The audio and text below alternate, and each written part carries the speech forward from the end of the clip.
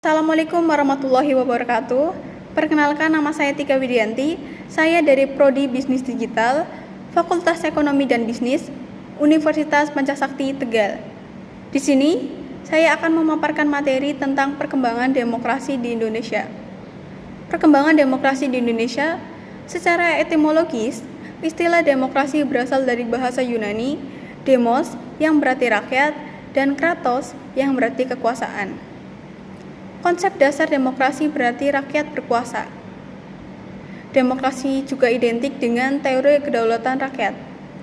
Definisi demokrasi adalah negara yang sistem pemerintahannya berada di tangan rakyat, kekuasaan tertinggi berada dalam keputusan rakyat, rakyat berkuasa, pemerintahan rakyat, dan kekuasaan oleh rakyat. Bentuk-bentuk demokrasi. Secara umum, para sarjana membedakan demokrasi ke dalam dua jenis, yaitu demokrasi langsung dan demokrasi tidak langsung. Torres melihat demokrasi dari dua aspek, yaitu formal demokrasi dan substansif demokrasi. Formal demokrasi menunjuk pada demokrasi dalam arti sistem pemerintahan, misalnya sistem pemerintahan parlementer atau sistem pemerintahan presidensil. Substansif demokrasi yaitu bagaimana proses demokrasi itu dilakukan, misalnya melalui pemilihan umum secara langsung atau pemilihan perwakilan. Perkembangan demokrasi Indonesia. Perkembangan demokrasi Indonesia dapat dibagi dalam 4 periode. 1. Periode 1945 sampai 1959. Masa demokrasi parlementer yang menonjolkan peranan parlemen serta partai-partai.